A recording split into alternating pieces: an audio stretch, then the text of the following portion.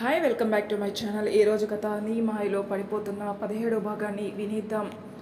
స్థలం ఎయిర్పోర్ట్ దగ్గర. సమయం ఫ్రైడే సాయంత్రం 5:30 అవుతుంది. ఎయిర్పోర్ట్ నిండా మీడియా జనాలు, హీరో శౌర్య ఫ్యాన్స్ నిండిపోయి ఉన్నారు. కాసేపట్లో హీరో శౌర్య గోగల్స్తో ట్రెండీ అవుట్ఫిట్తో చాలా స్టైలిష్గా డిపార్చర్ వైపు వచ్చాడు.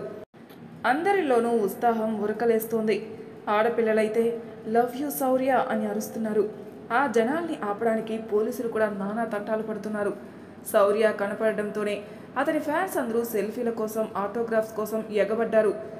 ఎవరిని కాదనకుండా అందరికీ సెల్ఫీస్, ఆటోగ్రాఫ్స్ ఇస్తూ బిజీగా ఉన్న శౌర్య కళ్ళు మాత్రం ఎవరినో ఎతుకుతూ ఉన్నాయి. అతని పక్కనే ఉన్న మేనేజర్ వాసుని అడిగాడు చెవులో, మధు ఎక్కడుందో చూడు అని. వాసు చుట్టూ చూశాడు, కానీ అతనికి మధు కనిపించలేదు. ఇంతలో అతని దగ్గరికి ఒక ముసలావిడ రావడానికి ప్రయత్నించింది. అక్కడున్న ఫ్యాన్స్తో, ఒరై బడుద్దాయిల్లారా, కాస్త దారి వదలండిరా, ఏది నా మనవన్ని ఒక్కసారి నా కళ్ళారా చూసుకొనివ్వండి అంది తన చేతిలోని కర్రతో నేల మీద కొడుతూ. చుట్టూ ఉన్న ఫ్యాన్స్ ఆశ్చర్యంగా అడిగారు, మీరు శౌర్య బామ్మగారా అని. వాడి సినిమాలు చూసి వాడికి పెద్ద ఫ్యాన్ అయిపోయి వాడిని నా మనవడి కింద ఫిక్స్ అయిపోయాను. అలా చూస్తే నేను వాడికి బామ్మనే అంది వణుకుతున్న గొంతుతో. కానీ ఆవిడికి ఎవరూ దారి వదలలేదు. ఈ వయసులో మీకు సినిమాలు, హీరోలు అవసరమా బామ్మగారు అని హేళన చేశారు ఆ జనాలు. అంతే, బామ్మకు శోకాలు మొదలుపెట్టింది. అయ్యయ్యో, నా మనవడిని కలవనివ్వకుండా చేస్తున్నారు కదే, మీ మొహాలు మండ, నాశనమైపోతారే సిగ్గులేని మొహాల్లారా అని అరుస్తూ అందరి దృష్టిని ఆకర్షించింది. శౌర్య కూడా ఆవిడకేసే చూశాడు. ఇంత పెద్ద ఆవిడ నా ఫ్యానా అని ఆశ్చర్యపోయి ఆవిడ్ని దగ్గర తీసుకురమ్మని బాడీగార్డ్స్కి చెప్పాడు.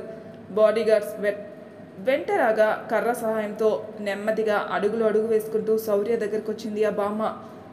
వంగిపోయి ఉన్న బామ్మ స్ట్రైట్గా నించుని శౌర్యాన్ని చూడాలని అనుకుంది, కానీ తన వల్ల కాలేదు. పాపం పెద్దావిడ కష్టపెట్టడం ఇష్టం లేక శౌర్య మోకాల మీద నించుని ఆవిడికి కనిపించాడు. బామ్మ, ఇప్పుడు హ్యాపీయా? సెల్ఫీ కావాలా లేక ఆటోగ్రాఫ్ కావాలా అని అడిగాడు.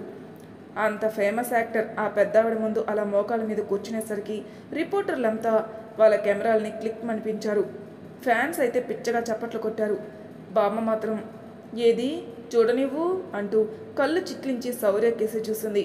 శౌర్య చిరునవ్వుతో బామ్మ కేసి చూడగానే బామ్మ కన్ను కొట్టింది. శౌర్య షాక్ తిన్నాడు. బామ్మ శౌర్య చెంప మీద చిన్నగా కొట్టి, చక్కగా ఉన్నావరా ఈడియట్ అంది నవ్వుతూ. అంతే, శౌర్య మొహం వెలిగిపోయింది. థ్యాంక్ యూ బామ్మ అని బామ్మని హక్ చేసుకున్నాడు. ఆగరా, నా ఎముకలు విరిగిపోయాయి, అమ్మో అమ్మో అని గట్టిగా అరుపులు మొదలుపెట్టింది బామ్మ. సారీ బామ్మ, సారీ, పద బామ్మ, నా కోసం ఇంత దూరం వచ్చావు, మీ ఇంట్లో నిన్ను డ్రాప్ చేస్తా అని బామ్మ చేయి పట్టుకుని ఎగ్జిట్ వైపు నడిచారు శౌర్య. మీడియా పిచ్చగా ప్రశంసలతో ముంచెత్తుతుంది. ఫ్యాన్స్ సంతోషానికి హద్దే లేదు. శౌర్య ఈజ్ గ్రేట్ అని అరుపులు మొదలు పెట్టేశారు. కారు వెనుక సీట్లోని బామ్మని ఎక్కించుకుని శౌర్య పక్కనే కూర్చున్నాడు. ముందు సీట్లో డ్రైవర్ పక్కనే వాసు కూర్చున్నాడు. కారు స్టార్ట్ అయి కాస్త దూరం వెళ్ళగానే కారులో కూర్చున్న ముగ్గురు గట్టిగా నవ్వడం మొదలుపెట్టారు. పాపం డ్రైవర్కి ఏమీ అర్థం కాక బుర్ర కొక్కున్నాడు.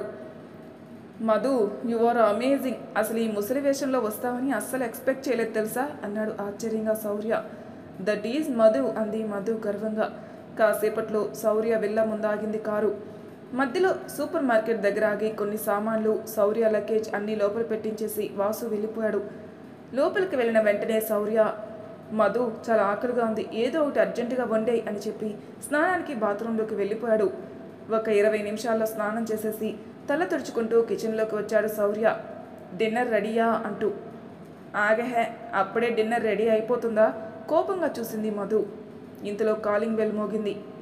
ఎవరొచ్చుంటారు అని అనుకుని, ఎవరో వచ్చారు మధు, నేను చూసి వస్తాను ఆగు అని తలని అలాగే తుడుచుకుంటూ వెళ్ళి డోర్ ఓపెన్ చేశాడు. ఎదురుగా విరాట్ నిలబడి ఉన్నాడు. డోర్ బయట విరాట్ని చూసి శౌర్య షాక్ తిన్నాడు. డోర్ లాగే అతడి నోరు కూడా ఆశ్చర్యంతో తెరుచుకుంది. గుమ్మం దగ్గరే నించుని నోరు పెద్దగా తెరిచి కళ్ళప్పగించి చూస్తున్న శౌర్యాన్ని చూసి, హలో, లోపలికి రావచ్చా అని సీరియస్గా అడిగాడు విరాట్. శౌర్య ఇంకా ఈ లోకంలోకి రాలేదు. అతని పొజిషన్లో ఏమాత్రం మార్పు లేదు. విరాట్కి ఒళ్ళు మండిపోయింది. కొంచెం జరుగుతావా అన్నాడు సీరియస్గా.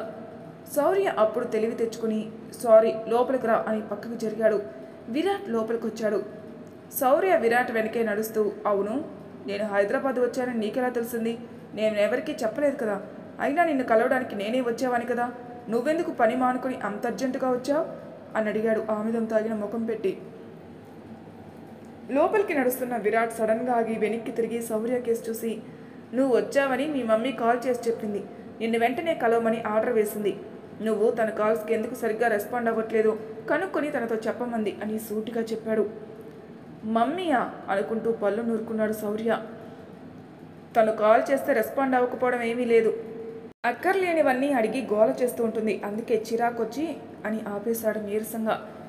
ఆ టైంలో తను అమాయకుడైన విద్యార్థిలాగా విరాట్ దండించే ఉపాధ్యాయులా తోచారు శౌర్యకి. సడన్గా కిచెన్లో మధు ఉందన్న విషయం గుర్తుకొచ్చింది శౌర్యకి. మై గాడ్, మధు ఇంట్లో ఉన్న విషయమే మర్చిపోయాను. విరాట్ మధు గారిని చూసి నేను ఎవరో అమ్మాయిని ఇంటికి తెచ్చుకున్నానని అపార్థం చేసుకుని ఆ విషయం కాస్త మమ్మీకి చెప్పేస్తే అమ్మో, ఒక్కసారిగా గుండె ఆగినంత పనైంది శౌర్యకి. మళ్ళీ ఆలోచించాడు. విరాట్ చూడకుండా మధుని పంపించేస్తా. నోనో, అది కరెక్ట్ కాదు. మధు రానంటే బలవంతం పెట్టి బెదిరించి మరీ రమ్మన్నాను కదా, వెళ్ళిపోమంటే బాగోదు. మళ్ళీ మధు ఫీల్ అవుతుంది. నా ముఖం మళ్ళీ జన్మలో చూడదు. ఏదో ఒకటి చెయ్యాలి. ఇలా తర్జనా భర్జన పడుతుండగా సడన్గా మెరుపు లాంటి ఐడియా వచ్చింది. తన తెలివికి తనే మురిసిపోయాడు. ఆ ఐడియా ప్రకారం ఇంట్లో నుంచి బయటికి వెళ్ళేది మధు కాదు, విరాట్. అందుకే ఇక్కడ ఇంకా క్లీనింగ్ అవ్వలేదు. నువ్వు ఇక్కడ కూర్చోడానికి కన్వీనియంట్గా అస్సలు లేదు. నేను మీ ఇంటికి వస్తాను, మీ ఇంటికి వెళ్దాం, అక్కడ మాట్లాడుకుందాం పదా అని కనీసం విరాట్ రిప్లై కోసం కూడా ఎదురు చూడకుండా చేయి పట్టుకొని బయటికి తీసుకెళ్లబోయాడు. విరాట్కి శౌర్య బిహేవియర్ ఎందుకో తేడా కొట్టింది. అందుకే ఒక్కసారిగా చేయి విదిలించుకొని, ఆగరా, ఎందుకు కంగారు పడుతున్నావు? నేను ఆల్రెడీ మీ ఇంటికి వచ్చేసా కదా, నేను అడ్జస్ట్ అవుతాలే, ఇక్కడే కూర్చొని మాట్లాడుకుందాం, పద లోపలికి అని శౌర్యాని ఎగాదిగా చూస్తూ చెప్పాడు. శౌర్యకి గుండె గుబేలమంది. అసలు ఎప్పుడు నోరు మెదపని విరాట్ ఇప్పుడేమిటి కూర్చొని మాట్లాడుకుందామని అంటాడు? విరాట్ మారిపోయాడా? నా కర్మగాలి, అతను ఇప్పుడే మారాలా? నో, ఎట్లాగన్నా విరాట్ని ఎలా ఒప్పించాలి అని ఆలోచిస్తుంటే జరగాల్సిన ఘోరం కాస్త జరిగిపోయింది. శౌర్య ఆలోచన ఇంకా తెగకుండానే మధు సడన్గా కిచెన్లో నుంచి శౌర్య అనుకుంటూ హాల్లోకి వచ్చేసింది. శౌర్యకి పై ప్రాణాలు పైనే పోయాయి. మనసులో బాగా తిట్టుకున్నాడు. ఈ తింగర బుచ్చిది ఇప్పుడే రావాలా? కాసేపు నోరు మూసుకుని కిచెన్లో ఉండొచ్చు కదా. ఇప్పుడు ఈ విరాట్ అడిగితే ఏమని చెప్పాలి? ఇది బయటికి వచ్చేలోపు విరాట్ని బయటికి పంపుదామనుకున్నాను. వాడు కూడా నా మాట వినలేదు. ఛీ, అంతా నా కర్మ అనుకున్నాడు. పాపం, మధు గురించి ఏదో చెప్దామనుకున్నాడు కానీ నోరు పెగలట్లేదు. శౌర్య ఇంట్లో మధుని చూసి విరాట్ షాక్ తిన్నాడు. తను చూసింది మధునేనా కాదా అనుకున్నాడేమో. కళ్ళు చిట్లించి మరీ చూశాడు. మధు కూడా విరాట్ని ఇక్కడ చూసి షాక్ తింది. ఒక్కసారిగా కళ్ళు పెద్దవి చేసి మరీ చూసింది. ముగ్గురు సౌండ్ లేకుండా ఒకళ్ళ ముఖాలు ఒకరు చూసుకున్నారు. ముగ్గురులో మొదట తేరుకుంది మధుని. ఆశ్చర్యంతో, విరాట్, మీరు ఇక్కడ ఎలా అంది. శౌర్య షాక్ తిన్నాడు. మధు, నీకు విరాట్ ముందే తెలుసా అని అడిగాడు. బట్ శౌర్య ప్రశ్నని మధు పట్టించుకోలేదు. కనీసం అతని వైపు కన్నెత్తి కూడా చూడలేదు. విరాట్ మధుతో, ఆ ప్రశ్న నేను అడగాలి, నువ్విక్కడ ఉన్నావేమిటి అని సీరియస్గా అడిగాడు. శౌర్య మధ్యలో దూరి మళ్ళీ అడిగాడు, మీరిద్దరూ ఒకరికొకరు ముందే తెలుసా? సమాధానం కోసం ఇద్దరికేసి మార్చి మార్చి చూశాడు. అబ్బే, శౌర్య ప్రశ్నని ఇప్పుడు కూడా విరాట్ కానీ మధు కానీ పట్టించుకోలేదు. కనీసం శౌర్య కేసు కూడా చూడలేదు. మధు విరాట్తో, శౌర్య ఈజ్ మై ఫ్రెండ్, మీకు శౌర్య ఎలా పరిచయం అని అడిగింది ఆశ్చర్యంగా. విరాట్ విని ఊరుకున్నాడు కానీ సమాధానం చెప్పలేదు. శౌర్య కూడా ఫ్రెండ్ అనే మాట విని ఏమీ మాట్లాడలేకపోయాడు. కనీసం బెస్ట్ ఫ్రెండ్ అని కూడా చెప్పలేదు మధు అని మనసులో బాధపడ్డాడు పాపం. మధు ఆన్సర్ విని విరాట్ ఆలోచనలో పడ్డాడు. విరాట్ ఆన్సర్ చేయకపోయేసరికి, విరాట్ గారు నీకెలా తెలుసు శౌర్య, నీ ఫ్రెండా అని అడిగింది మధు శౌర్యని. ఈసారి శౌర్య మూగనోము పడితే మధు ప్రశ్నకి విరాట్ ఆన్సర్ చేశాడు. హీఈస్ మై బ్రదర్, మా బాబాయ్ కొడుకు. మధు ఆశ్చర్యంతో, ఓ అవునా, ఓకే అర్థమైంది, అంటే చనిపోయిన మీ పెద్ద బాబాయ్ గారి అబ్బాయి శౌర్య అన్నమాట అంది. విరాట్ అవును అని తలూపాడు. తన కుటుంబ విషయాలు మధుకెలా తెలుసా అని శౌర్య షాక్ తిన్నాడు. ఇంతకీ మీ ఇద్దరు ఒకరికొకరికి ఎలా తెలుసో చెప్పనే లేదు అన్నాడు కోపంగా శౌర్య. ఎలా ఆన్సర్ చేయాలో తెలియక మధు ఏం మాట్లాడకుండా నించుంది. విరాట్ మధు కేసు చూస్తూ, తను నా కొడుకు సన్నీకి గాడ్ మదర్ అన్నాడు. విరాట్ ఆన్సర్కి మధు శౌర్య ఇద్దరు అవాక్కయ్యారు. శౌర్య మధు కేసు చూస్తే మధు విరాట్ కేసు చూసింది. విరాట్ ముఖం ఎందుకో కందగడ్డలాగా మారిపోయిందనిపించింది మధుకి. రెండు జేబుల్లో చేతులు పెట్టుకొని సీరియస్గా తనని చూస్తున్నాడు విరాట్.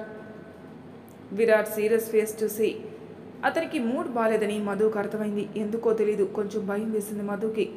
విరాట్ని కూల్ చేద్దామని, విరాట్ గారు ఒక్క అరగంటలో డిన్నర్ రెడీ అయిపోతుంది, తినేసి వెళ్ళండి అని చెప్పింది చిన్నగా స్మైల్ చేస్తూ. శౌర్య ఇంట్లో నువ్వెందుకు వంట చేయడం అన్నాడు సీరియస్గా విరాట్.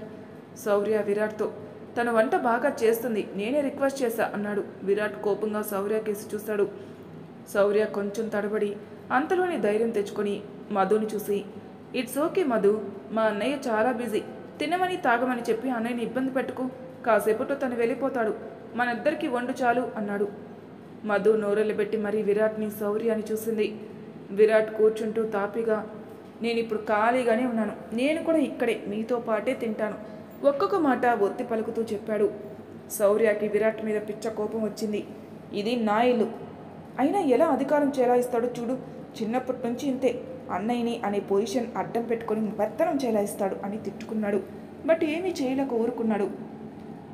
మధు ఒక్కసారిగా గాలి పీల్చుకుని, అయితే గివ్ మీ లిటిల్ టైం, అన్నీ రెడీ చేసేస్తాను ఓకేనా అని పరిగెత్తుకుంటూ కిచెన్లోకి వెళ్ళిపోయింది మధు. శౌర్యకి మాత్రం ముఖంలో రంగులు మారాయి. పనిలో పనిగా మధుని కూడా తిట్టేసుకున్నాడు. అసలు మధుని ఈరోజే ప్రపోజ్ చేసేద్దామనుకున్నాడు.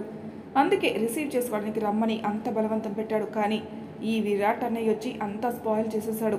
అసలు వీళ్ళిద్దరికి ఎలా పరిచయం, సన్నీకి మధు ఎలా గాడ్ మదర్ అయింది అని సడన్ డౌట్ వచ్చింది. డౌట్ క్లారిఫికేషన్ కోసం, నీకు మధు ఎలా తెలుసు అన్నయ్య అని అడిగాడు ఆముదం తాగిన ముఖం పెట్టి. సేమ్ క్వశ్చన్ నేను అడుగుతున్నాను, నీకు మధుకి ఏంటి రిలేషన్, ఒక్కొక్కళ్ళు ఎలా పరిచయం అని అడిగాడు చాలా సీరియస్గా విరాట్. పెద్దరికి అడ్డు పెట్టుకుని నాకు ఆన్సర్ చేయకుండా సేమ్ క్వశ్చన్ ఎలా నన్నే అడిగాడు చూడు అని మనసులో తిట్టుకున్నా. ఇదే మంచి అవకాశం అనిపించి గొంతు సవరించుకొని, ఇద్దరం బొంబాయిలో మోడలింగ్ చేసేటప్పుడు ఫ్రెండ్స్, అలాగే లవర్స్ కూడా, ఏదైతే అది అవుతుందని ధైర్యంగా చెప్పేశాడు శౌర్య. విరాట్ నొసలు చిట్లించి, ఫ్రెండ్సా లేక లవర్సా అని అడిగాడు. శౌర్య అస్సలు ఆలోచించకుండా లవర్స్ అని స్థిరంగా చెప్పాడు. ఈ విషయం కిచెన్లో నుంచి హాల్లోకి రాబోతున్న మధు చెవిన పడింది. మధు షాక్ తింది. టెన్షన్తో 4 అడుగులు వెనక్కి వేసి విరాట్ ఎలా రియాక్ట్ అవుతాడా అని విరాట్ కేసి తొంగి చూడసాగింది. నిజం చెప్పాలంటే డైరెక్ట్గా హాల్లోకి వెళ్ళి శౌర్యాన్ని 2 పీకులు పీకి, నువ్వు నేను లవర్స్ ఏమిట్రా ఈడియట్ అని చెబుదామనుకుంది. కానీ అసలే కోపంగా ఉన్న విరాట్ శౌర్యాన్ని అబద్ధం చెప్పినందుకు చంపేస్తాడని భయపడి ఆగింది. విరాట్ కాసేపు ఏం మాట్లాడలేదు. కాసేపటి తర్వాత శౌర్య కళ్ళలోకి సూటిగా చూస్తూ, తను సన్నీకి కాబోయే తల్లి అని చెప్పాడు. ఆశ్చర్యంతో మధు నోరు పెద్దగా తెరుచుకుంది. సౌండ్ రాకుండా తన నోటిని తన చేతులతో మూసేసుకుంది. శౌర్య కోపం నషాలానికి తాకింది. అతని పిడికిళ్ళు బిగుసుకున్నాయి. బట్ ఏమీ అనలేకపోయాడు. విరాట్ అంటే అతనికి చచ్చేంత భయమేమో. ఈ అన్నయ్య తన పొజిషన్ అడ్డం పెట్టుకుని పిచ్చ వాగుడు వాగి తన రెచ్చగొట్టాలని చూస్తున్నాడు అనిపించింది. అతనికి ఇంకా అక్కడ ఉండే బుద్ధి కాలేదు. ఏదో ఒక వంక పెట్టుకుని అక్కడ నుండి వెళ్ళిపోవాలనుకున్నాడు. అన్నయ్య, నా హెయిర్ ఇంకా తడిగా ఉంది, హెయిర్ డ్రై చేసుకుని వస్తాను అని విరాట్ రిప్లై వినకుండా తన బెడ్రూమ్లోకి వెళ్ళిపోయాడు శౌర్య. హాల్లో మొబైల్ చూసుకుంటూ ఒక్కడే కూర్చున్నాడు విరాట్. కిచెన్లో మధు గబగబా ఫ్రూట్స్ కట్ చేసి ఒక బౌల్లో వేసి విరాట్ దగ్గరికి తీసుకెళ్ళింది. బౌల్ని విరాట్ చేతికిచ్చి, డిన్నర్ రెడీ అయ్యేలోపు ఈ ఫ్రూట్స్ తినండి విరాట్ అని చెప్పింది. థ్యాంక్స్ చెప్పి విరాట్ ఫ్రూట్స్ బౌల్ తీసుకున్నాడు. శౌర్య నేను జస్ట్ ఫ్రెండ్స్, ముంబైలో కలిసాం, అంతకుమించి మా ఇద్దరి మధ్యలో ఏమీ లేదు. శౌర్య లవర్స్ అని చెప్పిన మాట అబద్ధం. అతని కళ్ళలోకి సూటిగా చూస్తూ చెప్పింది. అలా ఎందుకు చెప్పిందో తనకి అర్థం కాలేదు. చెప్పాలనిపించింది, చెప్పేసింది అంతే. మధు పని కట్టుకుని ఎక్స్ప్లెయిన్ చేసేసరికి విరాట్ కదిలిపోయాడు. అతని పెదవులు విచ్చుకున్నాయి. అతని ఫేస్లో హ్యాపీనెస్ కొట్టొచ్చినట్టు కనిపించింది. ఆ మార్పు మధు కూడా గమనించింది. ఐ నో మధు, శౌర్య లాంటి మెచ్యూరిటీ లేని వాడిని నువ్వు ప్రేమించవని నాకు తెలుసు. అయినా నువ్వు వచ్చి క్లియర్గా చెప్పినందుకు చాలా థ్యాంక్స్ అన్నాడు స్మైల్ చేస్తూ. ఆ మాట విని మధు షాక్ అంది. మధు వచ్చి అలా తన డౌట్ క్లారిఫై చేయడంతో పిచ్చ హ్యాపీగా ఉంది విరాట్కి. సన్నీ నిన్ను చాలా మిస్ అవుతున్నాడు మధు, డిన్నర్ తర్వాత మనం ఇంటికి వెళ్ళిపోదాం, వచ్చేయి, నీ ఫ్లాట్కి మరొక రోజు వెళ్ళొచ్చు ప్లీజ్ అని రిక్వెస్ట్ చేశాడు విరాట్. మనిల్లు అనే పదం మధు చెవులో మారుమోగింది. తెలియకుండానే ఆమె కళ్ళు చెమ్మగిల్లాయి. బట్ ఆ విషయం పైకి కనపడనీయకుండా వచ్చేస్తానండి అని చెప్పి కిచెన్లోకి వెళ్ళిపోయింది వంట చేయడానికి. మధు విరాట్ హాల్లో ఏదో మాట్లాడుకోవడం బెడ్రూమ్లో నుంచి శౌర్య గమనించాడు. గబగబా హాల్లోకి వచ్చాడు. బట్ బ్యాడ్ లక్, అప్పటికే మధు కిచెన్లోకి వెళ్ళిపోయింది. మరి తర్వాయి భాగంలో ఏం జరుగుతుందో నెక్స్ట్ ఎపిసోడ్లో తెలుసుకుందాం. అంతవరకు నా ఛానల్ని సబ్స్క్రైబ్ చేయని వాళ్ళు ప్లీజ్ సబ్స్క్రైబ్ చేసుకోండి, లైక్ చేసి షేర్ చేయండి, మీ అభిప్రాయాలు నాకు కామెంట్ రూపంలో తెలియచేయండి. Thank you for listening.